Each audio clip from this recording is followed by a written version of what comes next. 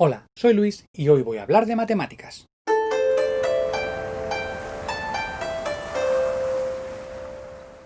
Os doy la bienvenida a un nuevo vídeo de Matemáticas Singapur.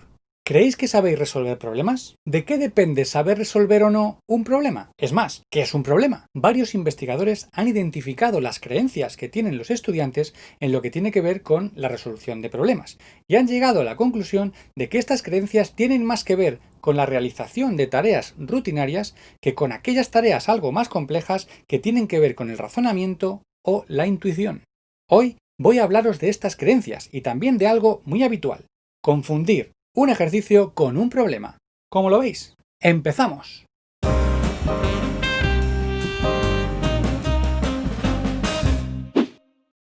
Lo que creen los alumnos y alumnas se puede agrupar así: creencias sobre las matemáticas como disciplina, creencias sobre sí mismos y su relación con las matemáticas, creencias sobre la enseñanza de las matemáticas, creencias sobre las matemáticas que tienen que ver con el contexto social. Como veis, en todas ellas hay un componente cognitivo y uno afectivo, además de una componente que tiene que ver con el contexto donde se desarrolla la creencia. El componente cognitivo está presente en las creencias sobre las matemáticas y su enseñanza. El afectivo en las creencias sobre sí mismos, es decir, tiene que ver con la metacognición, la autoestima y la capacidad que ellos creen que tienen para aprender matemáticas. Las creencias relacionadas con el contexto social tienen que ver con la influencia de la familia y de otros entornos de socialización. Y claro, todo esto influye en las actitudes que tienen los estudiantes hacia las matemáticas y a qué atribuyen el éxito o fracaso en esta materia. Algunas creencias de los estudiantes sobre las matemáticas son: las matemáticas de la escuela no tienen nada que ver con el mundo real. Las matemáticas son rígidas porque el objetivo de aprenderlas es obtener respuestas correctas, y solo el profesor puede decir si la respuesta es o no correcta. Las matemáticas son cálculo, memorizar propiedades y algoritmos. Aprender matemáticas es memorizar. Esta visión de las matemáticas es muy pobre y no se corresponde con las matemáticas que podemos encontrar en la naturaleza o con los procesos de resolución de problemas en la vida real. Por eso, hay que tener en cuenta la realidad de los problemas que les pedimos que resuelvan, porque si no, nos podemos encontrar con respuestas absurdas, porque claro, si el enunciado es absurdo, pues la respuesta seguramente también lo sea.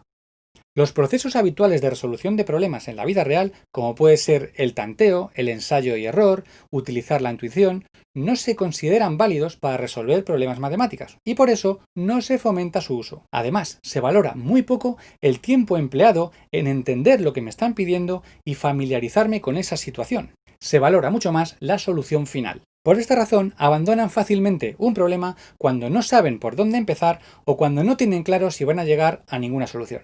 Con esto parece que creen que su papel como estudiante es pasivo, en el que ellos reciben unos conocimientos para luego demostrar que efectivamente los han recibido. Es decir, solo basta con prestar atención en clase, entregar las tareas que se piden y aquello es correcto si realmente cuadra con lo que el profesor está diciendo. Vamos, lo que llaman algunos rellenar la cabeza. Pero así no estimulamos a los alumnos y alumnas a adentrarse en los procesos de búsqueda, a probar a ver si encuentran la solución, a argumentar siguiendo un razonamiento propio. Si no hacemos eso, no estamos enseñando matemáticas. Cuando la actividad se caracteriza no tanto por la exigencia cognitiva o si tiene que utilizar una serie de procedimientos de búsqueda, ensayo y error, sino que solo se centra en entender bien un enunciado y ejecutar una respuesta con una estructura definida, entonces esa actividad no es un problema.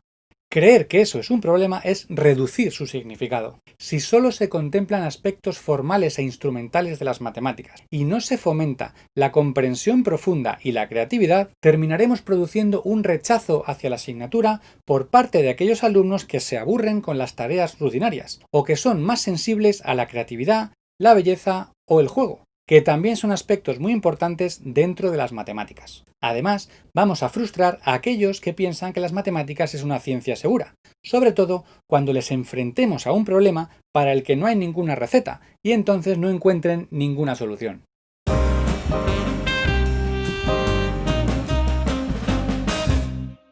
Aquí podemos hablar de dos tipos de alumnos: aquellos genios que tienen un don que les hace capaces de descubrir y crear matemáticas. aquellos que solo alcanzan a memorizar y aplicar mecánicamente lo que han aprendido, y por tanto realmente no saben resolver problemas.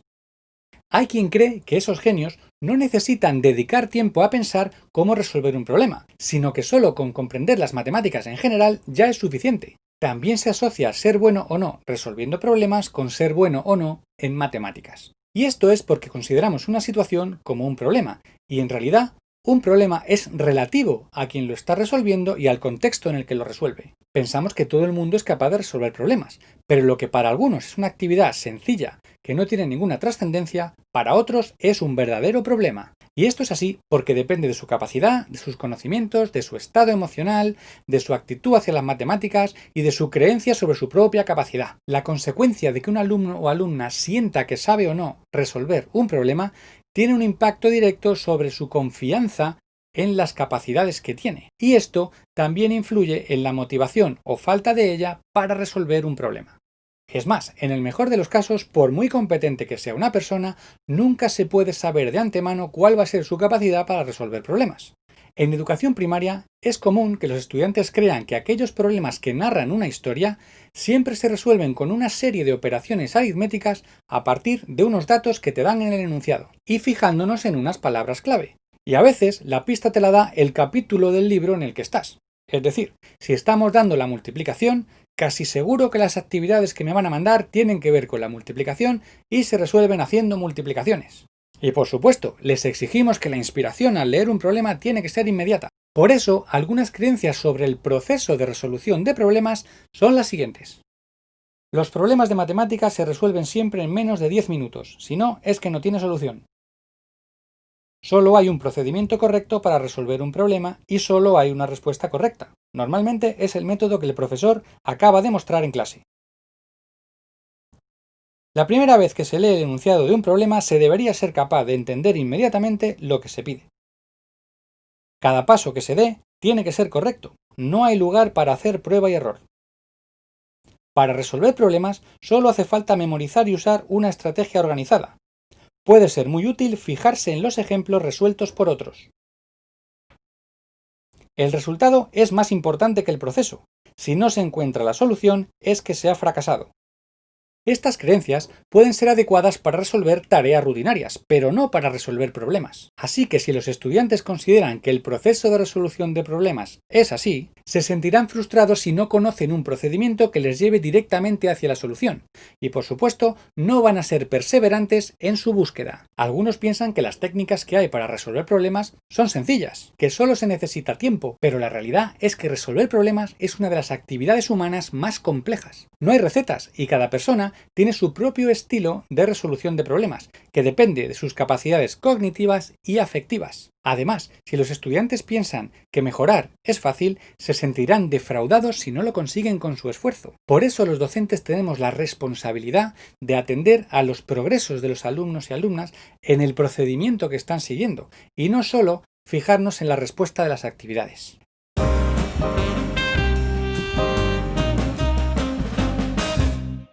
Las tareas escolares influyen mucho en la visión que tienen los estudiantes de las matemáticas, y en este tipo de tareas, un estereotipo frecuente es confundir ejercicio con problema. Las actividades que se plantean en clase pueden situarse en un continuo como este. En un extremo tenemos los ejercicios rutinarios con bajo nivel de demanda cognitiva y en el otro las actividades más abiertas de investigación con alta demanda cognitiva y afectiva, porque exigen seleccionar, combinar y adaptar conocimientos, elaborar estrategias y están influidas por las actitudes y creencias de quien las tiene que resolver. ¿Qué es entonces un problema? Es una situación que plantea una cuestión matemática que no se resuelve inmediatamente porque no se puede hacer con un algoritmo que relacione los datos y la incógnita o los datos y la conclusión. Y entonces hay que buscar, investigar, relacionar, etc. Entonces, como hemos dicho, es un concepto que depende de quien lo resuelve y del contexto en el que lo está resolviendo. Por desgracia, la mayoría de las veces cuando se proponen actividades, el objetivo es comprobar que los estudiantes son capaces de aplicar conceptos que acaban de ver en clase. Y estos son ejercicios, aunque se crea que son problemas. Algunas diferencias entre ejercicios y problemas son: al leer un ejercicio, se ve inmediatamente de qué va y cómo se resuelve. Ante un problema, no se sabe a primera vista cómo atacarlo y resolverlo. A veces ni siquiera se ve claro en qué consiste el problema. El objetivo que persigue el profesor cuando propone un ejercicio es que el alumno aplique de forma mecánica conocimientos y algoritmos ya adquiridos y fáciles de identificar. El objetivo que persigue el profesor al proponer un problema es que el alumno busque, investigue, utilice la intuición, profundice en el conjunto de conocimientos y experiencias anteriores y elabore una estrategia de resolución. En general, la resolución de un ejercicio exige poco tiempo y éste se puede prever de antemano. En cambio, la resolución de un problema exige un tiempo que es imposible de prever. La resolución de un ejercicio no suele implicar la afectividad, pero a lo largo de la resolución de un problema se suelen experimentar sentimientos de ansiedad, de confianza, de frustración, de entusiasmo, de alegría, etc. En general, los ejercicios son cuestiones cerradas, mientras que los problemas están abiertos a posibles variantes y generalizaciones, y a nuevos problemas. Los ejercicios abundan en los libros de texto, pero problemas suele haber muy pocos. El problema escolar tipo es de aplicación, es decir, tienes que utilizar los conocimientos que has dado hace poco en clase. No suelen ser problemas que tengan potencial heurístico, porque lo habitual es que todos los datos estén en el enunciado, no falte ni sobre información y además la solución es única. Pero los problemas que se presentan en la vida cotidiana no tienen nada que ver con esto. Son situaciones en las que hay que buscar la información necesaria, hay que rebuscar entre los conocimientos que tenemos para resolverlos y puede que haya una solución, varias o ninguna. Lo bueno de resolver problemas de verdad es que el estudiante tenga que buscar el conocimiento que necesita, elegir cuál es la información en la que se va a fijar y crear una estrategia. Por ejemplo, imaginemos que le planteamos la siguiente pregunta a los alumnos y alumnas de una clase. ¿Cuáles deben ser las dimensiones de un espejo para que puedas verte de cuerpo entero? Probablemente te miren raro porque no se da mucha información. Por no haber no hay ni datos.